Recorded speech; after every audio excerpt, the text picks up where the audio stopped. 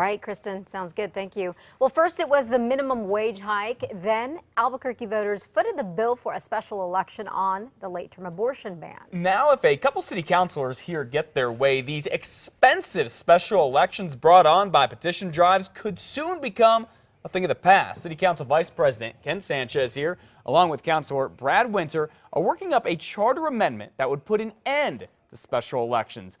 Councilor Sanchez says so far the city has spent $2.1 million on them. Their proposed plan also calls for a team of lawyers to decide if an initiative such as a late-term abortion ban should even be on a ballot. Make sure that these initiatives are legal if they go forward, because we're facing other lawsuits potentially if they do pass. The councilors plan to introduce this idea next month. If the full council approves it, it would go to the voters in 2015. That is the next city election. Well, today is the day we find out whether APS Superintendent Winston Brooks' contract will be extended. The Board of Education met earlier this week behind closed doors with Mr. Brooks, who was recently suspended for 3 days because of controversial tweets he made about Education Secretary-designate Hannah Scandera during his suspension. Winston Brooks is also involved with a dispute with his wife at their home in Cedar Crest, where he called 911. He was taken to the hospital to check on an irregular heartbeat. The school board is expected to meet. It starts at 7:30 this morning and announce whether Winston's contract will be extended beyond 2016. Well, after weeks of dodging us, Bernalillo County Treasurer Manny Ortiz is finally facing our cameras. He's answering questions about the questionable investments he made on behalf of the county that have led to an investigation. I feel confident that we've done everything that's imaginable to make sure that our system is working. One broker, Royce Simpson, handled 30% of the county's $300 million investment trades. A public records check shows Simpson is at the center of 2 settlements with government clients who said he overcharged them. County Treasurer Manny Ortiz says although he sorts through a lot of applications, he's never seen an industry standard report. How robust are the county's checks of brokers? Do we know if anyone else has a background like this?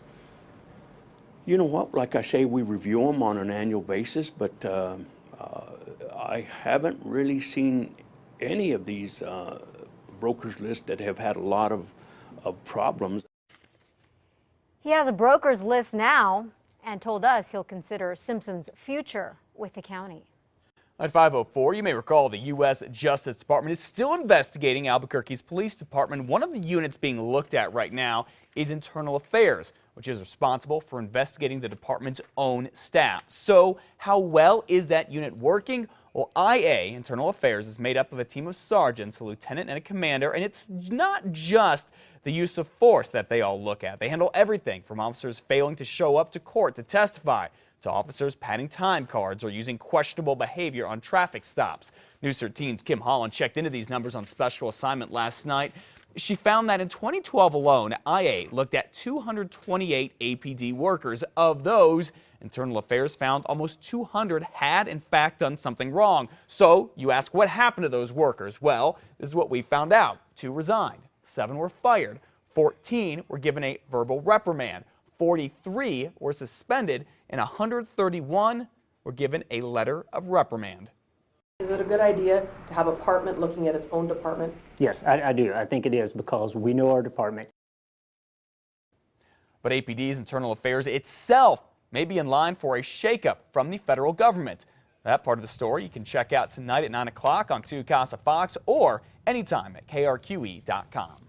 A police officer in Taos is off the force, his career over after leading deputies on a high-speed chase. According to a criminal complaint, Stephen Lucero was going 114 miles per hour in a BMW off of a highway north of Espanola Friday night. Rio Arriba County Sheriff deputies tried to pull him over, but they say Lucero led them on a 27-mile pursuit. Lucero finally stopped when a spike strip blew out one of his tires. Deputies say he refused a breath test. Well, he is now charged with aggravated DWI and aggravated fleeing. The people of Taos need to know that we will not tolerate this form of conduct. Using the old adage, you drink, you drive, you lose. In this case, the officer lost his career. Taos Police Chief David Weaver says Lucero is no longer with the police department. A baby's body found here in New Mexico may be a missing infant from El Paso.